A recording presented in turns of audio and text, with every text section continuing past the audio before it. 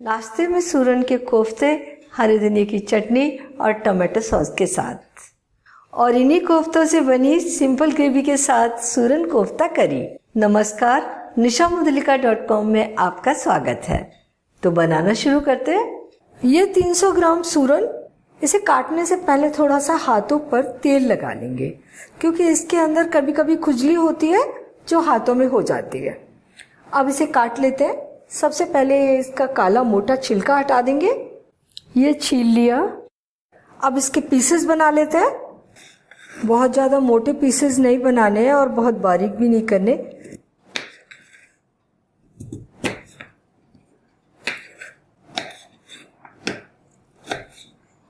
इसे काट कर तैयार कर लिया। अब आते हैं गैस के पास। इन्हें उबालने के लिए कुकर में डाल देते हैं।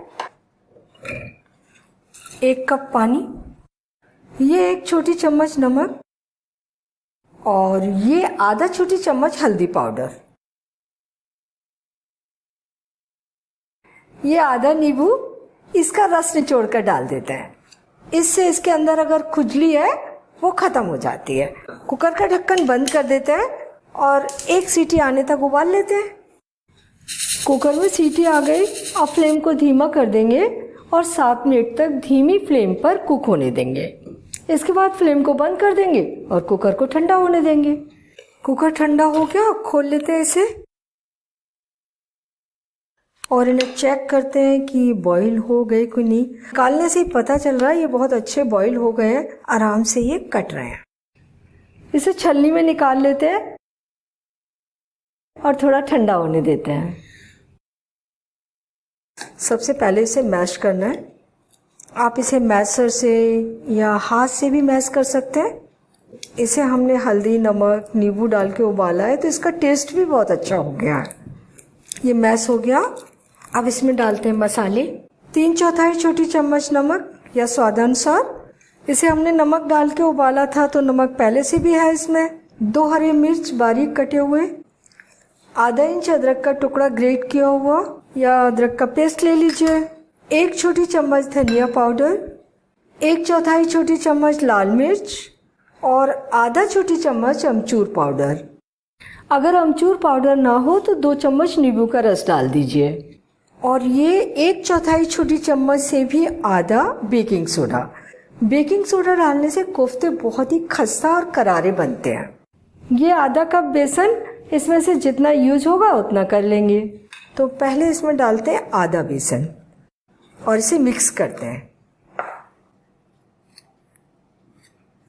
अगर आपको कोई मोटा पीस लग रहा हो, हाथों में आ रहा हो, तो आप उसे तोड़ दीजिए। ये अच्छे तरीके से मिल गए हैं। कोफ्ते का डो तैयार हो गया। मैंने इसमें 1/4 कप बेसन का ही यूज किया है और ज़्यादा बेसन डालने की ज़रूरत नहीं पड़ी।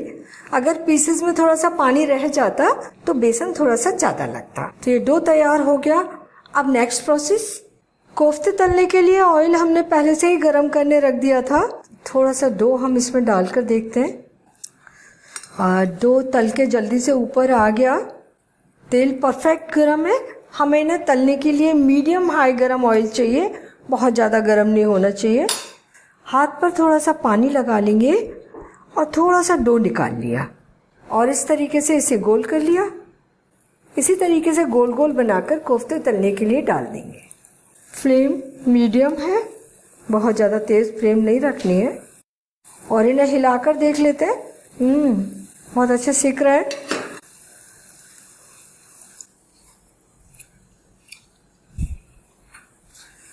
ये हल्के से तल गए। इन्हें इस तरीके से थोड़ा सा घुमा देंगे और चारों तरफ से अच्छे गोल्डन ब्राउन होने तक तल लेंगे। फ्लेम मीडियम रखेंगे। हम इन्हें सरसों के तेल में तल रहे हैं। अगर आप सरसों का तेल खाते हैं तो इन्हें सरसों के तेल में ही बनाइए, और अगर आप सरसों का तेल नहीं यूज करते तो कोई भी कुकिंग ऑयल ले सकते हैं। और ये देखिए ब्राउन भी हो गए। निकाल लेते हैं इन्हें और बचे हुए सारे कोफ्ते इसी तरीके से तलकर तैयार कर लेंगे। ये भी कोफ्ते अच्छे ब्राउन हो गए। सारे कोफ्ते हमने तलकर तैयार कर लिए। एक बैच को तलने में लगभग 6 से 7 मिनट लग जाते हैं। सूरन के कोफ्ते तैयार हैं। इन्हें हरे धनिया की चटनी, टमाटो सॉस के साथ में नाश्ते में परोस दीजिए और इन्हीं कोफ्तों को ग्रेवी में डालकर कोफ्ता करी बना लीजिए। तो बनाते हैं इनके लिए ग्रेवी। हमने ये कढ़ाई ले ली और इसमें डालते हैं 2 टेबल स्पून ऑयल। सरसों के तेल में ही बना रहे हैं इसे। ऑयल में डालेंगे हम थोड़े से साबुत मसाले, ये 5-6 काली मिर्च, 2 लौंग, 1 दालचीनी का टुकड़ा और 1 बड़ी इलायची छील कर ले ली है और 1 ये तेज पत्ता, आधा छोटी चम्मच जीरा। और इन मसालों को थोड़ा सा भून लिया। ये 2 टमाटर, आधा इंच अदरक का टुकड़ा, 1 हरी मिर्च, इनका पेस्ट बनाकर ले लेंगे। आधा छोटी चम्मच हल्दी पाउडर, 1 छोटी चम्मच धनिया पाउडर, 1 छोटी चम्मच कश्मीरी लाल मिर्च।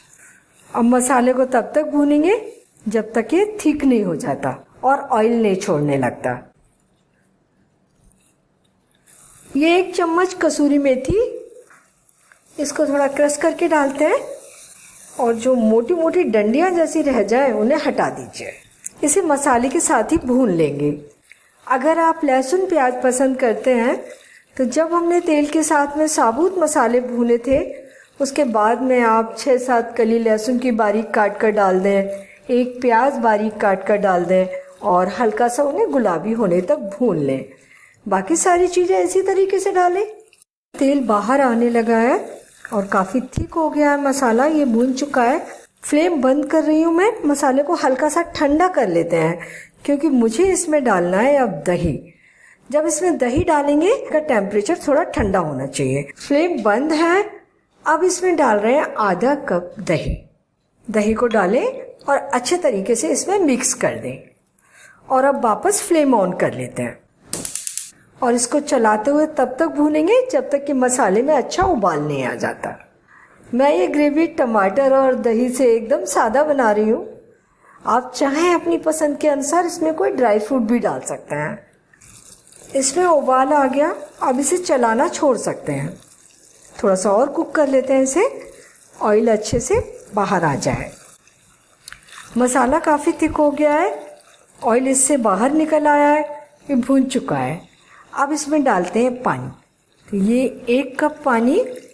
ग्रेवी को आप अपनी पसंद से थोड़ा सा पतला या गाढ़ा जैसा भी चाहे बना सकते हैं, लेकिन कोफ्ते बना रहे हैं तो ग्रेवी थोड़ी सी पतली हो तो ज़्यादा अच्छा है क्योंकि कोफ्ते ग्रेवी को एब्जॉर्व कर लेते हैं। तो मैंने अभी इसमें 1 कप पानी डाला है। 3/4 छोटी चम्मच नमक या स्वादानुसार, 1/4 छोटी चम्मच गरम मसाला, थोड़ा सा हरा धनिया और अब इसमें उबाल आने देते हैं।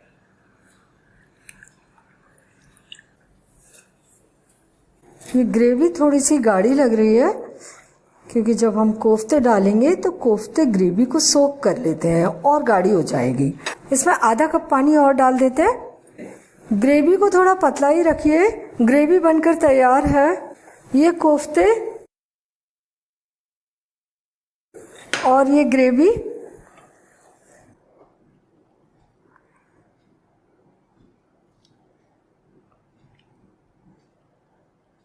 थोड़ा सा धनिया डाल के गार्निश कर देते हैं। सूरन के कोफ्ते और ये सूरन की कोफ्ता करी दोनों तैयार हैं। आप सूरन के कोफ्ते गर्मा गर्म परोसिए और ये कोफ्ते आप फ्रिज में रख दीजिए। करी आपको जब भी बनानी है, दूसरे दिन या तीसरे दिन कभी भी बना सकते हैं। और अगर आपने कोफ्ता करी बना दी है तो इसे आप फ्रिज में रखकर 3 दिन तक खा सकते हैं। ये दूसरे तीसरे दिन गर्म करके परोसिए और ज़्यादा अच्छी लगती है।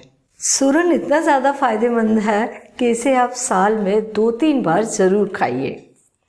और सूरन के कोफ्ते और इसकी करी तो इतनी ज़्यादा स्वादिष्ट है कि आप इसे हर महीने बनाना पसंद करेंगे। बनाने में आपको कोई दिक्कत नहीं आएगी तो आपने ज़रूर बनाइए और अपने अनुभव मेरे साथ शेयर कीजिए और मुझे बताइए कि मुझे आपके लिए और क्या बनाना है। मेरा चैनल अगर आपने अभी तक सब्सक्राइब नहीं किया है तो इसे तुरंत सब्सक्राइब कर लीजिए। बेल आइकन भी दबा दीजिए ताकि मेरी आने वाली रेसिपीज़ की नोटिफिकेशंस आपको मिलते रहें।